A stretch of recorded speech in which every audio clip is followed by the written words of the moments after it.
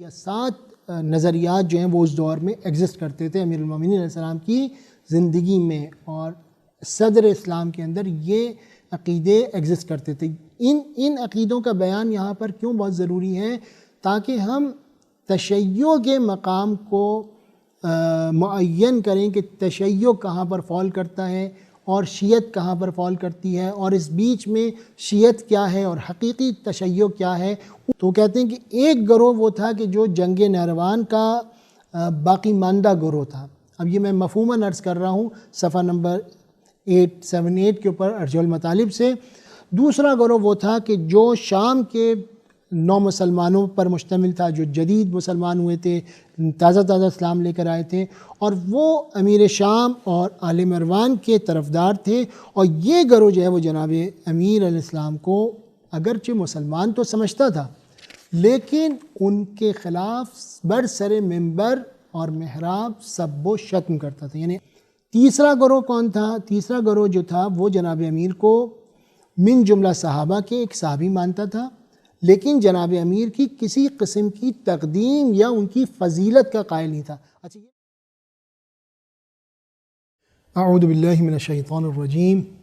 وبہ نستعین وصلی اللہ علی سیدنا محمد وآلہ الطاہرین، اما بعد۔ شیعہ کون ہیں اور شیعت کے تعارف کے عنوان سے سلسلے دروس میں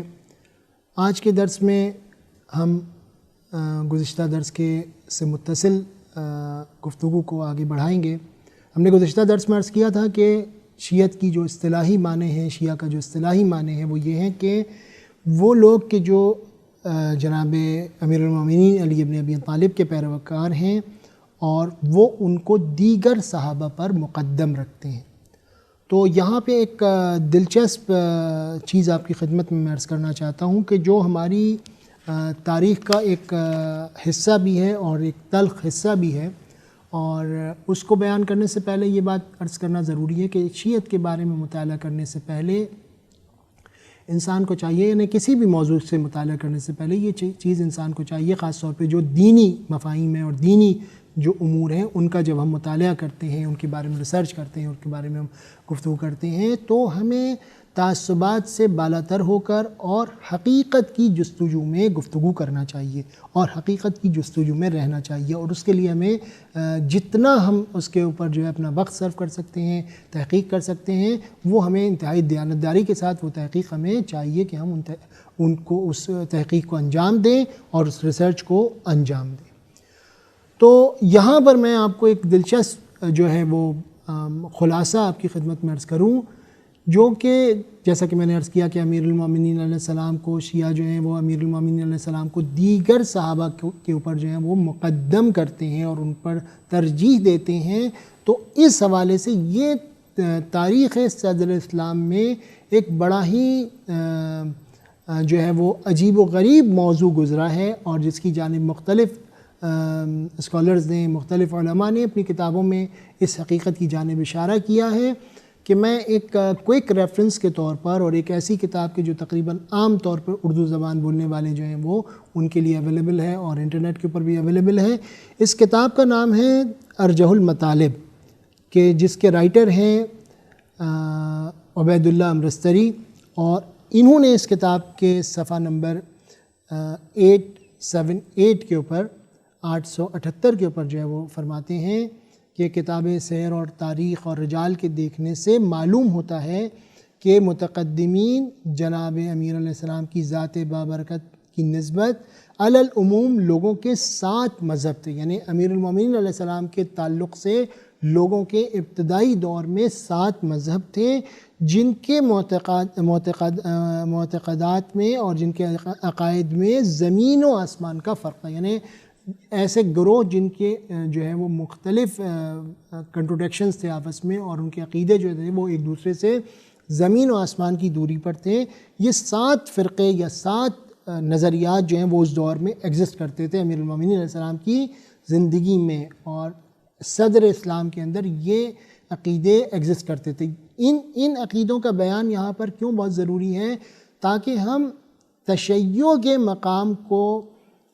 معین کریں کہ تشیع کہاں پر فال کرتا ہے اور شیعت کہاں پر فال کرتی ہے، اور اس بیچ میں شیعت کیا ہے اور حقیقی تشیع کیا ہے، اس کو ہم جب ٹریس آؤٹ کرنا چاہتے ہیں تو ہمیں وہ اطراف کے جو وہاں پہ موجود عقائد ہیں ان کے بارے میں ایک اجمالی اور بالکل خلاصتاً جو گفتگو ہے وہ یہاں پہ بہت مفید ہوگی۔ تو کہتے ہیں کہ ایک گروہ وہ تھا کہ جو جنگ نہروان کا باقی ماندہ گروہ تھا۔ اب یہ میں مفہوماً عرض کر رہا ہوں صفحہ نمبر 878 کے اوپر ارجح المطالب سے، کہ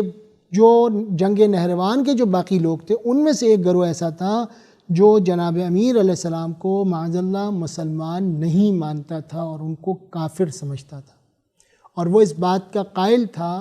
کہ حضرت جو ہے وہ بیعت یعنی جو حکمیت ہے وہ قبول کرنے کے نتیجے میں معاذ اللہ ان سے معصیت ہوئی ہے، اور جو معصیت کرتا ہے وہ دین اسلام سے خارج ہو جاتا ہے، اور انہوں نے توبہ نہیں کی اور یہ ان سے توبہ کا مطالبہ کرتے رہے، اور خوارج جو ہیں وہ اسی بات پر ان سے لڑے اور نہروان کی جنگ ہوئی۔ اور وہاں پہ نہروان اور اس کے بعد بھی کچھ افراد جو ہیں وہ ابھی بھی بعض جو اہل تسنن کے فرقے ہیں ان میں یہ عقیدہ ابھی بھی موجود ہے کہ وہ امیر المومنین کے بارے میں اس قسم کے خیالات کو رکھتے ہیں، گرچہ ان کی بہت ہی اقلیت ہے لیکن بہرحال وہ موجود ہیں۔ یہاں مناسب نہیں ہے کسی فرقے کا نام لینا، لیکن تاریخ میں یہ چیزیں ثبت اور رجسٹر ہیں۔ تو وہ مسلمان نہیں جانتے تھے، اور یہ گروہ جو ہے ابتدا میں جو ہے حروریہ کے نام سے مشہور تھا اور آخر میں خوارج اور مارقین کے نام سے معروف ہے۔ یہ تاریخی نام ہے، لیکن موجودہ دور میں کون سے فرقے ہیں جو اس عقیدے کے قائل ہیں وہ ہماری بحث سے باہر ہیں، لہٰذا ان کا تذکرہ میں نہیں کروں گا۔ دوسرا گروہ وہ تھا کہ جو شام کے نو مسلمانوں پر مشتمل تھا، جو جدید مسلمان ہوئے تھے، تازہ اسلام لے کر آئے تھے، اور وہ امیر شام اور آل مروان کے طرفدار تھے، اور یہ گروہ جو ہے وہ جناب امیر علیہ السلام کو اگرچہ مسلمان تو سمجھتا تھا لیکن ان کے خلاف برسر منبر اور محراب سب و شتم کرتا تھا۔ یعنی آج ایک ہسٹری کے طالب علم کو، ایک دین کے طالب علم کو، ایک مسلمان کو یا ایک اس شخص کو کہ جو اسلام کے بارے میں اسٹڈی کر رہا ہے، یہ تمام حقائق جاننا ضروری ہے تاکہ وہ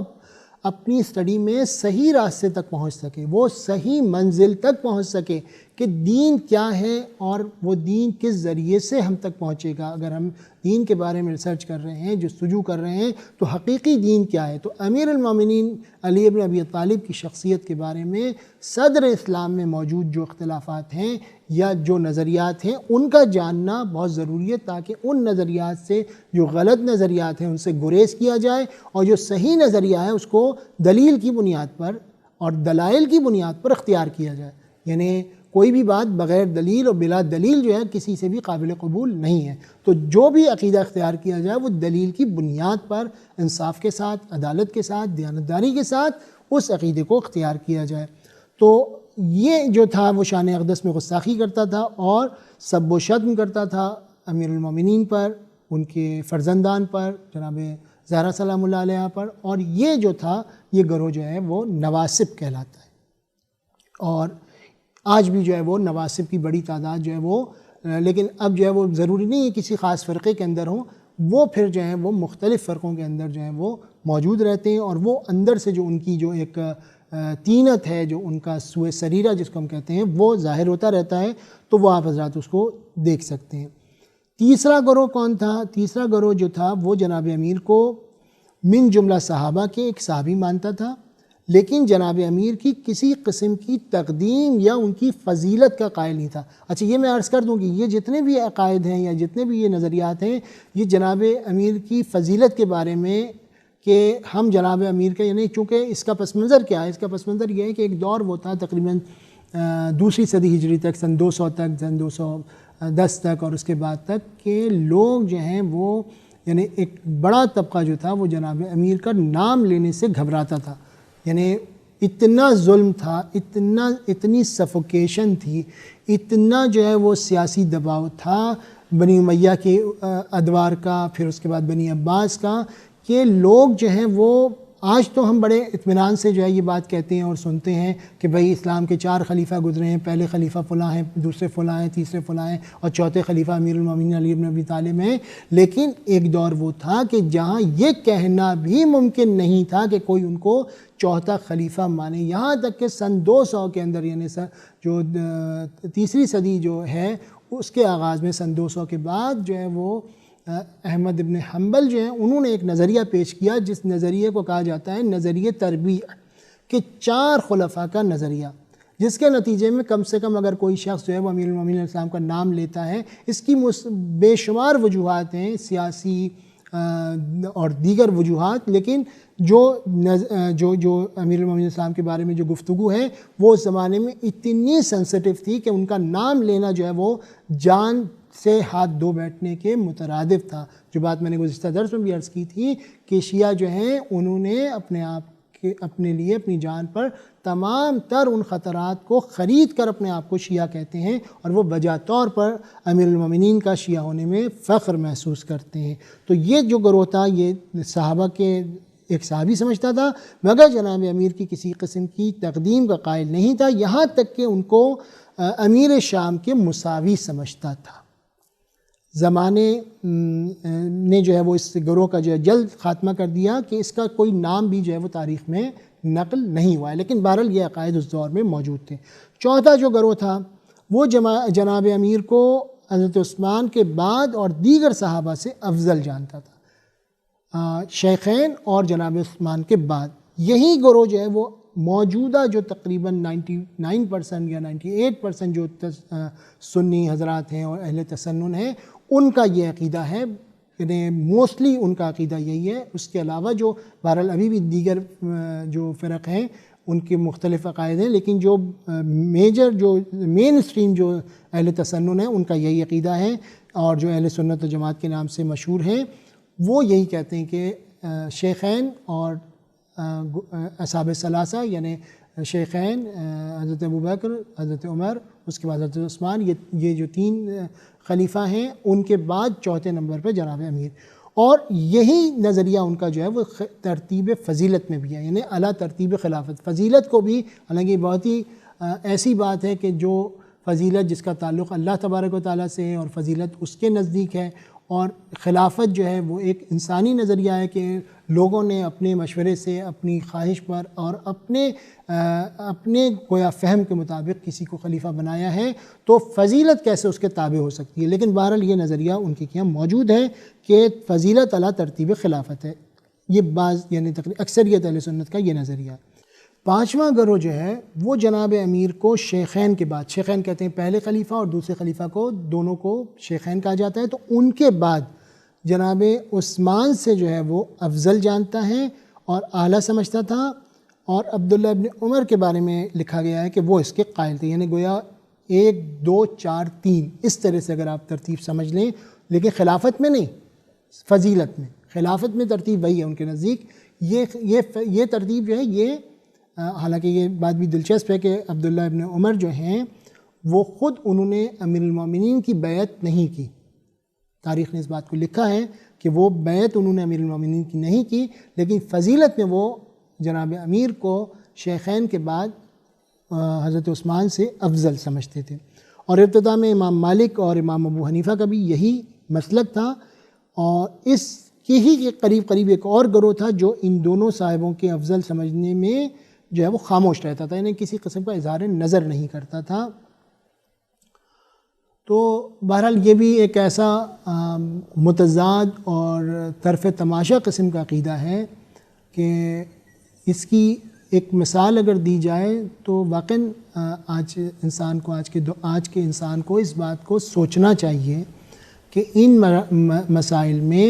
اپنی لائن کو کیسے کلیئر کیا جائے اور اپنے موقف کو کیسے واضح کیا جائے۔ دیکھیں بعض شاعرانہ باتیں جو ہیں وہ دیکھنے میں بڑی اچھی ہوتی ہیں کہ بھی ہم تو سب کا احترام کرتے ہیں، ہم تو سب کے ساتھ ہیں، لیکن اگر ہم کسی سینیریو میں اپنے آپ کو اگر فرض کریں آج آپ کھڑے ہوئے ہیں اور آپ کے سامنے جنگ جمل ہو رہی ہے، آپ کے سامنے جو ہے وہ جنگ صفین ہو رہی ہے، تو آپ اگر یہ سمجھتے ہیں اور کوئی یہ سمجھتا ہے کہ بھئی ہم تو دونوں کا احترام کرتے ہیں اور ہم دونوں کے ساتھ ہیں، اور یہ تو اختلافی بحثوں کو جو ہے وہ فرقہ واریت کے لیے بڑھایا جاتا ہے، نہیں، ایسا نہیں ہے۔ اختلاف اور چیز ہے، فرقہ واریت اور چیز ہے۔ تو جو دلائل کی بنیاد پہ جو اختلاف کیا جاتا ہے اسے فرقہ واریت نہیں کہا جاتا۔ لہٰذا ان مطالب کو اور ان مسائل کو انتہائی دیانتداری کے ساتھ اپنے اور اپنے اللہ کے درمیان جو ہے اس بات کا محاسبہ کریں کہ اگر آپ فرض کریں آج آپ صفین کے میدان میں کھڑے ہوئے ہیں اور یا آپ جمل کے میدان میں کھڑے ہوئے ہیں اور آپ دونوں فریقین کا احترام کرنا چاہتے ہیں اور دونوں فریقین کا ساتھ دینا چاہتے ہیں، تو اس کا کیا مطلب ہوگا؟ یعنی اس کی کیا تصویر بنے گی؟ یعنی ایک طرف آپ جا کے امیر المومنین کے لشکر پر حملہ کریں اور ایک طرف جا کے آپ دوسرے فریق کے لشکر پر حملہ کریں، تو ایک ہی آدمی دونوں فریقوں کے مقابلے میں کھڑا ہو جاتا ہے۔ یعنی یہ جو نظریہ بظاہر جو بڑا خوبصورت نظر آتا ہے کہ ہم تو سب کا احترام کرتے ہیں، ہم تو سب کے ساتھ ہیں، اس کا عملی جو ریفلیکشن ہے یا جو اس کا عملی اظہار ہے وہ اسی صورت میں نکل سکتا ہے۔ یا تو یہ کہ دونوں کو چھوڑ دیا جائے، کہ دونوں سے جو ہے وہ دستبردار ہو جائیں، یا یہ کہ دونوں کا ساتھ دیا جائے تو دونوں کا ساتھ لہٰذا مجبور ہے انسان کہ کسی ایک فریق کے ساتھ دینے کے لیے اپنے آپ کو آمادہ کرے، اور جہاں دلائل جس فریق کے ساتھ دینے کے لیے میں نے جو ہے وہ حدیث پیغمبر اسلام کی جو آپ کی خدمت میں عرض کی تھی کہ جناب عمار کو جو ہے وہ یہ بات فرمائی کہ دیکھو اگر تم دیکھو کہ لوگ جو ہیں وہ ایک وادی میں جا رہے ہیں اور امیر المومنین علی جو ہیں وہ کسی ایک وادی میں جا رہے ہیں، تو لوگوں کو چھوڑ دو، علی کے ساتھ ہو جاؤ۔ اور یہ حدیث بھی آپ نے فرمائی کہ الحق مع علی و علی مع الحق، اور اے اللہ حق کو ادھر موڑ دے جدھر علی جاتے ہیں۔ تو لہٰذا یہ بہت واضح باتیں ہیں، بہت obvious باتیں ہیں۔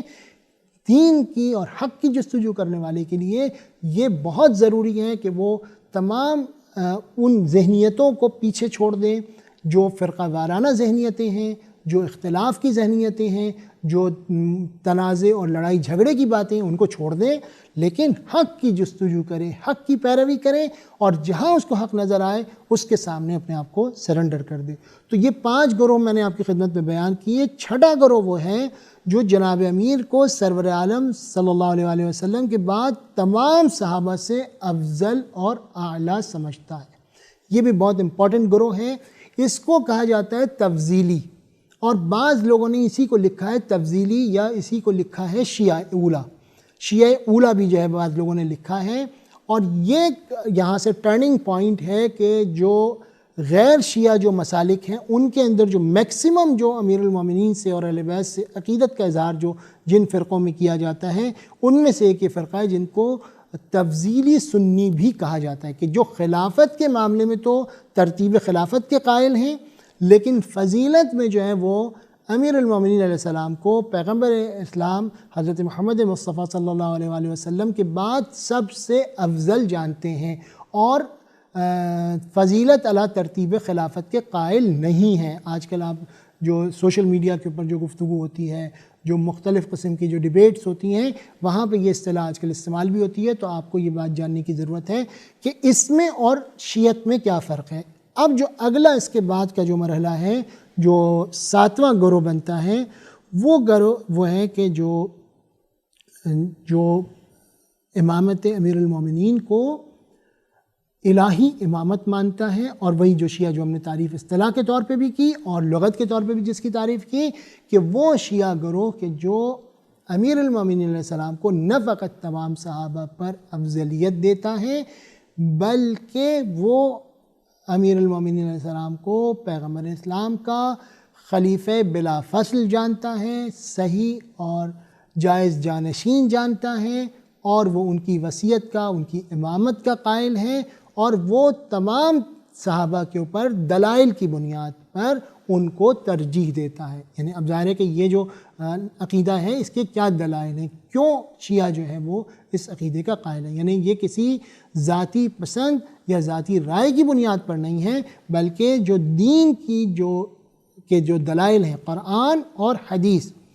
وہ ہمیں اس بات پر مجبور کرتی ہے کہ ہم 2 مقامات کے اوپر اہل بیت اور خاص طور پر امیر المومنین علیہ السلام کی پیروی کریں اور اپنے آپ کو شیعہ کہلوائیں۔ ایک امامت میں اور خلافت میں، چونکہ اللہ تبارک و تعالی نے جس دین کو بھیجا ہے اس کا جو جو اس کی جو سنت ہے، اس کا جو پیٹرن ہے، یہ بہت ضروری ہے آج کے نوجوان کو سمجھنا۔ جب ہم دین کی بات کرتے ہیں تو دین ایک ایسا مفہوم ہے جو اللہ کی طرف سے آیا ہے اور وہ اوپر سے آیا ہے، یعنی اللہ جو ہے وہ ایک ایسی ہستی ہے کہ وہ ہدایت بشر کے لیے جو بشر کا اور یعنی پوری کائنات کا خالق بھی ہے، اس کا مالک بھی ہے، اور اس کی ہدایت کے لیے انتظام وہ خود کرتا ہے۔ لوگوں کے لیے جو ہے وہ اس نے کبھی ایسا نہیں کیا ہے کہ پوری تاریخ میں کہ اللہ تعالیٰ نے حکم دیا ہو کسی کو، کہ کسی شخص کو یہ حکم دیا ہو کہ وہ خود نبی بن جائے، یا لوگوں سے کہا ہو کہ تم اپنے لیے نبی چن لو۔ کبھی انبیاء چنے نہیں گئے، کبھی انبیاء کسی شورا کے نتیجے میں کسی جو ہے وہ اور طریقے سے ان کا انتخاب نہیں ہوا، بلکہ ان کو اللہ نے بھیجا نبی بنا کر، اور ان کے ساتھ معجزے بھیجے، ان کے ساتھ کتابیں بھیجی، اور جس کے نتیجے میں جو ہے لوگوں کو یہ حکم دیا گیا کہ وہ ان انبیاء کی پیروی کریں۔ اس کے بعد ان کے ساتھ جو کتابیں بھیجی گئیں وہ کتابیں بھی اللہ کی طرف سے آئیں، جو مختلف انبیاء کے اوپر نازل ہوئے، مختلف صحیفے نازل ہوئے، مختلف کتب نازل ہوئیں، اور جو یہ مشہور 4 کتابیں توریت، زبور، انجیل اور قرآن مجید، فرقان حمید، یہ تمام تر کتابیں وہ ہیں کہ جو اللہ کی طرف سے نازل ہوئیں۔ تو دیکھیں دین جو ہے کا جو تسلسل ہے، دین کا جو مزاج ہے، دین کا جو پیٹرن ہے، اس کا جو کسٹم ہے، وہ اسی بات کی جانب اشارہ کر رہا ہے کہ جب دین اللہ کی طرف سے ہے، کتاب اللہ کی طرف سے ہے، پیغمبر اللہ کی طرف سے ہے، تو اب امام اور خلیفہ اور جانشین اور اس دین کا مفسر اور اس کو بیان کرنے والا بھی اللہ کی طرف سے ہونا ضروری ہے۔ لہٰذا پیغمبر اسلام نے اپنی زندگی میں ایسے اقدامات کیے اور ایسے جو ہیں وہ سٹیپس اٹھائے کہ جس کے نتیجے میں لوگوں کو یہ میسج کنوے کیا۔ تو اگر شیعہ آج اپنے آپ کو شیعہ کہتا ہے، یا شیعہ اپنے آپ کو اس دور میں شیعہ کہتا ہے، تو وہ ان شرعی دلائل کی بنا پہ اپنے آپ کو شیعہ کہتا ہے، یعنی اس کا اس سے کوئی تعلق نہیں ہے کہ کسی کے ساتھ اس کی زیادہ محبت ہے، کسی کے ساتھ اس کی کم محبت ہے، نہیں، بلکہ یہ شرعی دلائل ہیں جو ہمیں اس بات کی جانب یعنی ہمیں مجبور کرتے ہیں اور ہمیں اس جانب رہنمائی کرتے ہیں کہ ہم ایک تو امامت میں ان ہستیوں کی پیروی کریں، دوسرے علم کے حصول میں، یعنی دین کو کنسیو کرنے کے لیے ان کی طرف رجوع کیا جائے، کہ جو پیغمبر اسلام نے حدیث ثقلین کے طور پر جو اپنے بعد جو ہیں 2 بنیادی چیزیں جو چھوڑی ہیں، ایک اللہ کی کتاب اور ایک اپنی اطرت، تو بس اطرت سے رجوع جو ہے وہ ایک تو یہ کہ امامت میں ان سے رجوع کیا جائے گا، وہ امام ہیں، وہ خلیفہ ہیں، وہ حاکم ہیں، اور اس کے دلائل جو ہیں وہ اس کا بیان جو ہے وہ آگے آئے گا۔ اور اس کے بعد دوسرا جو یعنی مرجعیت دینی جس کو ہم کہتے ہیں، یعنی دین کے اندر جو حاکمیت ہے اور جو جس کو کہنا چاہیے کہ فصل خطاب جو ہے وہ ان ہستیوں کے پاس ہے۔ لہٰذا یہ جو نظریات تھے اس دور میں، یہ 7 نظریات تھے جو میں نے آپ کی خدمت میں عرض کیے کہ ان کے خلاصے کے طور پر یہ اس زمانے میں موجود تھے۔ کہ آخری جو نظریہ جو میں نے جس کے بارے میں عرض کیا وہ کیا ہے، وہ شیعہ اثنا عشری امامیہ کا نظریہ ہے کہ جو امیر المومنین کو امام برحق جانتا ہے اور ان کو پیغمبر کا جانشین جانتا ہے۔ اب اگر ہم دیکھتے ہیں کہ ظہور تشیع کے بارے میں، شیعت کے ظہور کے بارے میں اسکالرز نے، علماء نے مختلف ادوار میں کن کن نظریات کی جانب اشارہ کیا ہے، تو اس کی جانب ایک مختصر سا میں اشارہ کر دیتا ہوں۔ تو ظہور شیعہ کے بارے میں جو 4-5 نظریات جو ہیں وہ بہت مشہور ہیں، تو اس میں کچھ جو اسکالرز ہیں اور مورخین ہیں وہ یہ قائل ہیں کہ یہ مذہب جو ہے، اور ہم ابتدائی درس میں یہ بات ثابت کر چکے ہیں اور بیان کر چکے ہیں، مزید بھی اس کی تفصیل جو ہے وہ آئندہ آئے گی، کہ سقیفہ میں جب خلافت کے موضوع پر معاملات پیش آئے اور سقیفہ کا معاملہ پیش آیا اور وہاں پر جو کچھ بھی ماجرا ہوا، اس کے نتیجے میں تشیع کا ظہور ہوا اور تشیع کا آغاز ہوا۔ تو ہم اس نظریے کو اس عنوان سے کہ تشیع کا آغاز وہاں سے ہوتا ہے تو نہیں قبول کر سکتے، لیکن تشیع کا ایک ریفلیکشن وہاں پہ، یا تشیع کا اظہار وجود جو ہے وہ وہاں پر نظر آتا ہے، تو اس بات کو ہم اس نظریے کے ساتھ جو ہے وہ منافات نہیں رکھتا ہے کہ تشیع جو ہے وہ پہلے سے ایگزسٹ کرتا تھا، پیغمبر اسلام کے دور میں ایگزسٹ کرتا تھا، جس کے اوپر پیغمبر کی بے شمار احادیث جو ہیں وہ دلالت کرتی ہیں، اور اسی کے ضمن میں اس کے بعد جو ہے وہ جب یہ سقیفے کا معاملہ آیا تو ایک جماعت ایسی تھی کہ جو تشیع کی جو ہے وہ میں شامل تھی اور وہ ایگزسٹ کرتی تھی، اور اس نے وہاں پر اپنی مخالفت کا اظہار کیا۔ تو لیکن ان مورخین کا اور ان لوگوں کا، اس میں بعض مستشرقین بھی ہیں جو یہ سمجھتے ہیں کہ سقیفے میں کچھ افراد نے امیر المومنین کی طرفداری کرنے کے نتیجے میں یہ تقسیم وجود میں آئی، کہ جو ہمارے نزدیک صحیح نظریہ نہیں ہے۔ البتہ کسی توجیہ کے ساتھ اور ترمیم کے ساتھ اس کو قبول کیا جا سکتا ہے، لیکن یہ مکمل اور جس کو کہنا چاہیے اور صحیح نظریہ نہیں ہے۔ دوسرا نظریہ یہ ہے کہ خلیفہ سوم کے قتل کے موقع پر یہ گروہ جو ہے وہ وجود میں آیا۔ یہ بھی ایک ایسا نظریہ ہے کہ جس کو ہم پوری طریقے سے جو ہے وہ قبول نہیں کر سکتے، یعنی پارشلی جو ہے وہ ممکن ہے کہ وہاں پر اس چیز کا یعنی وہی تشیع جو موجود تھا پہلے سے، وہاں پر اس کا کوئی ریفلیکشن نظر آتا ہو، لیکن اصل آغاز اور شروع اور ڈے فرسٹ اس کا وہاں پر ہو، اس کو تاریخ ثابت نہیں کر سکتی۔ اور جو تاریخ میں جو چیز ثابت ہے، حدیث کے ذریعے سے جو چیز ثابت ہے، وہ یہ ہے کہ یہ گروہ اور یہ مذہب جو ہے یہ حقیقت میں اسلام کے تداوم کا نام ہے، اسلام کے استمرار کا نام ہے، بلکہ یہ یوں کہیں ہم کہ جس طریقے سے اسلام جو ہے وہ ایک نام ہے، تو تشیع جو ہے ایک لقب ہے۔ انسان کا ایک نام ہوتا ہے کہ اس کا لقب ہوتا ہے، تو ان دونوں میں منافات نہیں ہوتی۔ لہذا جس طریقے سے پیغمبر اسلام نے جو ہے وہ دین اسلام کو لے کر آئے، اسی طریقے سے وہ تشیع کو، اور یہ قرآن مجید میں اور حدیث کے اندر یہ فنامنا اور یہ تصور جو ہے وہ موجود ہے کثرت کے ساتھ۔ مثلا کہیں پر جو ہے وہ مسلمانوں کا تعارف جو ہے وہ حزب اللہ کے عنوان سے کرایا جاتا ہے، کبھی جو ہے وہ مسلمانوں کا تعارف جو ہے قرآن مجید میں مومنین کی ایک جماعت کے طور پہ کرایا جاتا ہے۔ اسی طریقے سے قرآن مجید جو ہے وہ پیغمبر کے ماننے والے کا تعارف جو ہے وہ لفظ شیعہ سے کراتا ہے۔ یہ آیت جو بہت ہی مشہور آیت ہے جناب موسیٰ کے واقعے میں، کہ وہاں پہ یہ تعبیر آئی ہے کہ ھذا من شیعتہ وھذا من عدوہ، تو بس قرآن مجید کی ٹرمنالوجی میں، قرآن مجید کے لسان مبارک میں جو پیغمبر کا پیروکار ہوتا ہے اس کو قرآن شیعہ کہتا ہے، اور جو پیغمبر کا مخالف ہوتا ہے اس کو عدو کہتا ہے، کہ ھذا من شیعتہ وھذا من عدوہ۔ یہ جناب موسیٰ کے ضمن میں یہ آیت آئی ہے۔ تو بہرحال یہ نظریہ کہ قتل خلیفہ سوم کے موقع پر یہ مذہب وجود میں آیا، یہ نظریہ بھی قابل قبول نہیں ہے۔ ایک کافی بڑا گروہ محققین کا اور ریسرچرز کا جو ہے وہ اس بات کو تقویت دیتا ہے اور اس نظریے کا قائل ہے کہ شیعہ نظریہ جو ہے، شیعہ عقیدہ جو ہے وہ امام حسین علیہ السلام کی شہادت کے بعد وجود میں آیا۔ یہاں پر بھی وہی بات ہے کہ دیکھیں اس شیعہ نظریے کی جو شیعہ مکتب ہے اس کا بہت کھل کے اور لائنز جو ہیں وہ بہت واضح ہو گئیں، اور جو اب تک جو ایک غبار تھا، جو جمل میں بھی رہا، جو صفین میں بھی رہا، جو نہروان میں بھی رہا، وہ غبار جو ہے وہ شہادت امام حسین علیہ السلام کے بعد اس طریقے سے چھٹ گیا کہ اب لوگوں کو مزید جو ہے وہ ابہام ان کے سامنے نہیں رہا۔ جن کو جدھر جانا تھا وہ اپنے بہت واضح طور پر جو ہے وہ تفریق اور وہ جو فرق جو تھا وہ واضح ہو گیا، اور شہادت امام حسین علیہ السلام نے اس بات کو بڑا واضح کر دیا۔ اور جو اثرات ہیں شہادت امام حسین علیہ السلام کے، ان میں سے ایک اثر یہی ہے۔ لیکن یہ کہنا کہ اس عقیدے کی بنیاد جو ہے وہ شہادت امام حسین علیہ السلام کے بعد ہوئی ہے اور اس سے پہلے ایگزسٹ نہیں کرتا تھا، یہ قطعاً غلط ہے،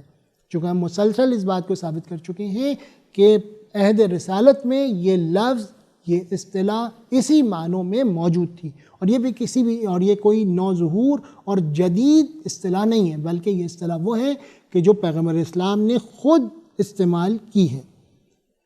پانچواں نظریہ اس معاملے میں یہ ہے کہ اہل فارس اور جو ایران کے جو افکار تھے ان سے متاثر ہو کر یہ نظریہ جو ہے وہ آج کل ظاہر ہے کہ یہ بہت زیادہ جو ہے وہ مخالفین کے لیے جو ہے وہ بہت زیادہ ایک اس کے اندر اٹریکشن ہے، اور وہ اس کے اوپر بڑا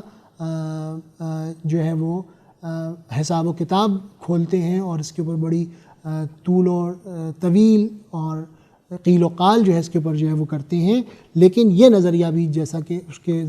ظاہر ہے کہ یہ نظریہ بھی ایک انتہائی باطل اور حقائق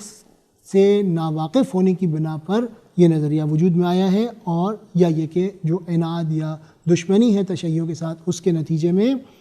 پھر اس کے بعد ایک انتہائی مضحکہ خیز نظریہ جو تشیع کے بارے میں کچھ لوگوں نے اختیار کیا، اور اس کا جو یعنی جو وہ افسانہ ہے، اس افسانے کو کہا جاتا ہے افسانہ عبداللہ ابن سبا. کہ ان لوگوں کا کہنا یہ ہے، اس میں بعض معاصر اسکالرز بھی شامل ہیں، اور اس کی جو بیس ہے وہ تاریخ طبری کی ایک روایت ہے جو سیف ابن عمر سے نقل ہوئی ہے. اور سیف ابن عمر کا جو رجال میں جو مقام ہے، تاریخ میں جو اس کا مقام ہے، جو اس کا کذب ہے، جو اس کا دجل ہے، جو اس کے بارے میں جو کمنٹس ہیں رجال میں، اور اس کی جو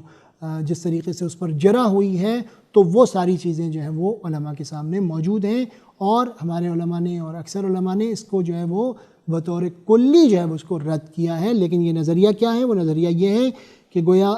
ایک یہودی شخص کے جو خلیفہ سوم کے دور میں مسلمان ہو گیا تھا، اور یہ سبائیہ فرقہ جو ہے وہ وہاں سے نکلا. اور یہ ایک ایسا انسٹرومنٹل یوز ہے اس فرقے کا کہ جہاں پر بھی اسلام کے اندر کوئی چیز ان ایون نظر آئے گی تو اس کو فوراً جو ہے اس کا ایک بلیم جو ہے وہ سبائیہ جماعت کے اوپر ڈال دیا جاتا ہے. یعنی راتوں رات یہ جماعت کہیں سے نکل کے آتی ہے زمین کے نیچے سے اور اپنے کام کرتی ہے، اس کے بعد بالکل اس طریقے سے جیسے گدھے کے سر سے سینگ ہوتے ہیں وہ غائب ہو جاتی ہے. تاریخ میں اس کا کوئی آپ کو وجود نہیں ملتا. اور یہ سارا افسانہ جو ہے وہ پھر جس کو جہاں استعمال کرنے کی ضرورت پڑتی ہے، اس کی بالکل ایسی مثال ہے کہ اگر کسی گھر میں کوئی چوری ہو جاتی ہے تو اس کے بعد یہ ہوتا ہے کہ انسان پہلے تو ان چیزوں کی ایک لسٹ بنا لیتا ہے کہ بھئی کیا کیا چیزیں گم ہوئی ہیں، پھر بعد میں جو چیز اس کو نہیں ملتی ہے وہ کہتا ہے کہ اس کو چور لے گیا ہوگا. تو بالکل یہ سبائیہ فرقہ ایک بالکل انہوں نے اس طریقے سے اس کو جو ہے وہ اسٹیبلش کیا، اور اس افسانے کی بنیاد کے اوپر کہ جہاں جو ان کو اپنے منظور نظر عقیدہ ہوتا ہے اس کو ثابت کرنا ہوتا ہے. تو سبائیت اور یہ بڑا سازش تھی، اور ایک قسم کی سازشی تھیوری جو ہے وہ کنسپریشن تھیوریز جو ہیں وہ پھر بنا کے جو ہے اس نظریے کو پیش کیا جاتا ہے. تو یہ وہ سارے نظریات ہیں کہ جو تشیع کے آغاز کے بارے میں ہمیں نظر آتے ہیں.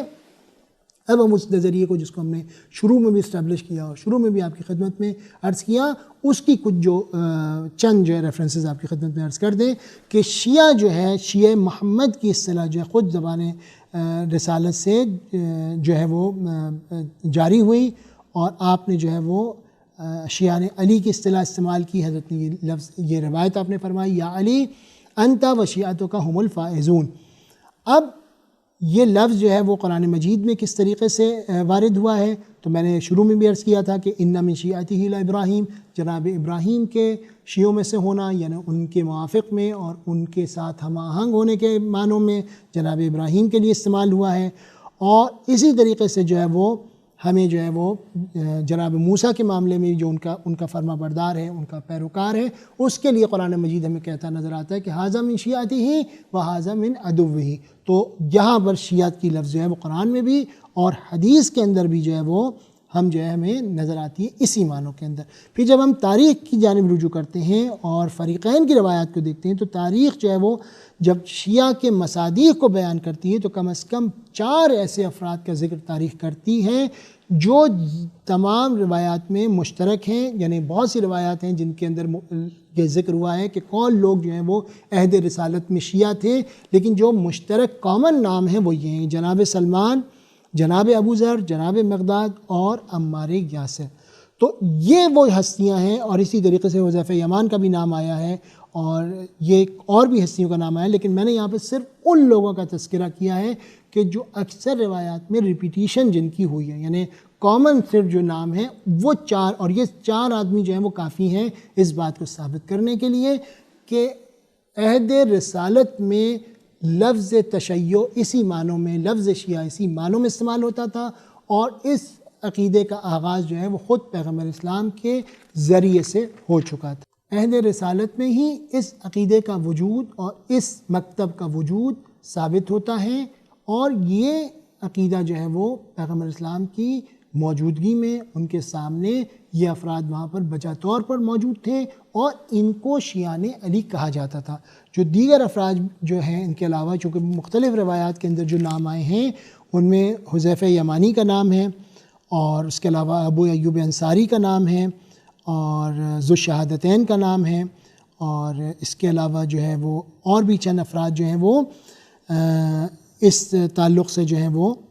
ذکر ہوئے ہیں تاریخ کے اندر، اور یہ منحصر نہیں ہیں ان چاروں میں، لیکن جو منیمم جو نام لیے جا سکتے ہیں وہ یہ ہیں۔ تو لہٰذا شیعت کی آغاز اور اس کی پیدائش کے بارے میں جو صحیح نظریہ تاریخ اور حدیث سے ہم تک پہنچتا ہے وہ یہ ہے کہ شیعت وہ نظریہ ہے کہ جو پیغمبر اسلام کی زندگی میں آپ حضرت کی گویا اقدامات کے نتیجے میں آپ کی احادیث اور قرآن مجید کی آیات کے تناظر میں یہ لفظ استعمال ہونا شروع ہوا اور یہ عقیدہ اور یہ مکتب کی داغ بیل ڈالی گئی۔ تو انشاءاللہ اس کی تفصیل جو ہے پھر وہ مزید آئندہ کے دروس میں آپ کی خدمت میں گزارش کی جائے گی۔